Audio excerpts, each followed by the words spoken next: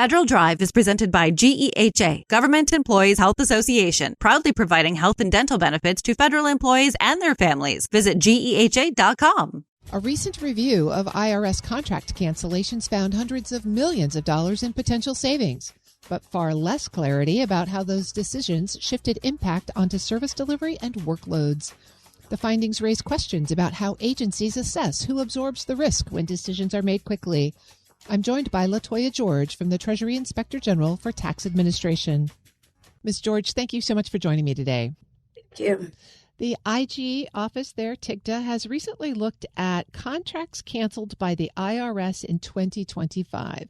Remind us, if you would, of the context of that. What was going on that you were looking at particularly? So in January 2025, the president issued several executive orders asking for agencies to identify ways to save on funding, including canceling contracts.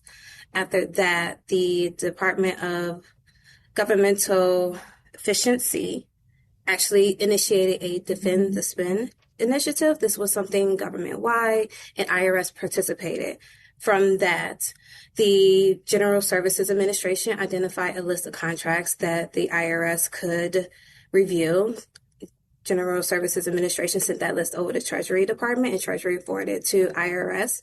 Their officials throughout the agency took a look at the contracts and identified which ones that they could either cancel in full, descope, meaning just cancel a portion of it, or whether they needed to keep them because it was very important to the IRS mission.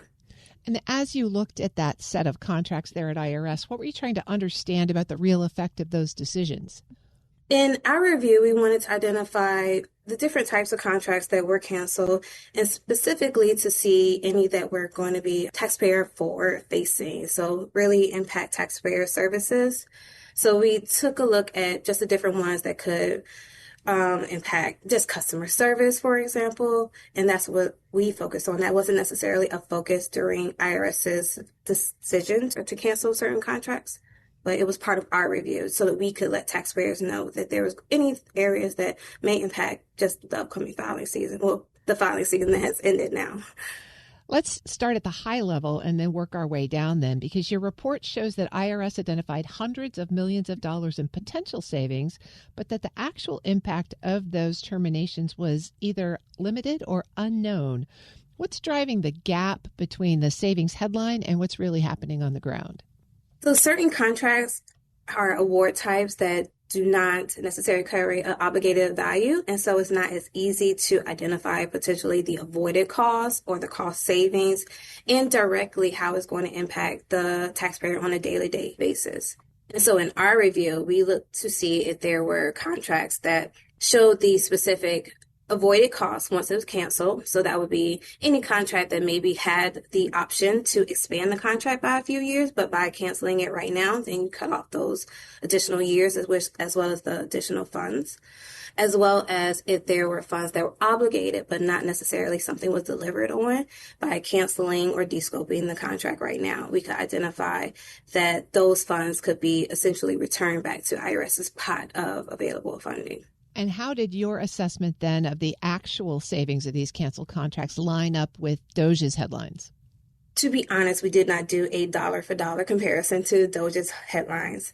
But in our review, we took those factors that I just mentioned of what we could identify an actual dollar amount for a cancel obligation or a cancel contract versus if you were to just take the total contract value and just say this contract was canceled and say that that was the amount saved, it wouldn't tell the full picture. So we wanted to dive deep and make sure that we're fully listing only the ones that funds could be saved. There are certain contracts, such as, I don't want to get too much into the details of the contracting world, but something is called a blanket purchase agreement. And so for that one, it's essentially of having a charge card account with a high dollar limit.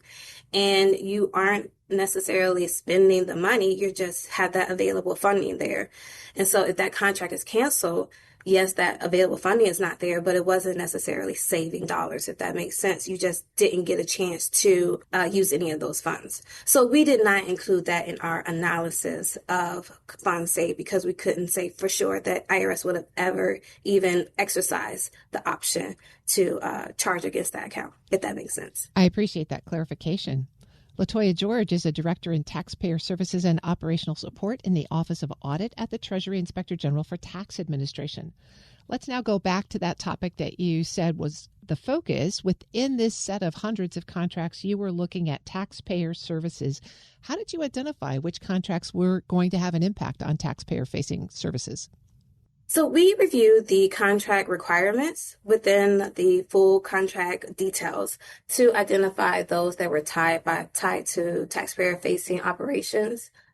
We assessed how the cancellations could affect those. For example, anything affecting IRS operations of processing returns, enforcing compliance, as well as just customer service interactions, whether that's on the phone or in person.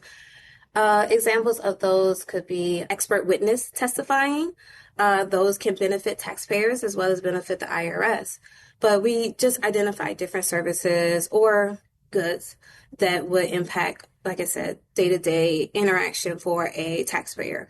And what stood out to you about that specific collection of contracts and how they were canceled? Well, nothing that we identified. For this review, it was truly informational just to identify the depth and span of contracts that were canceled.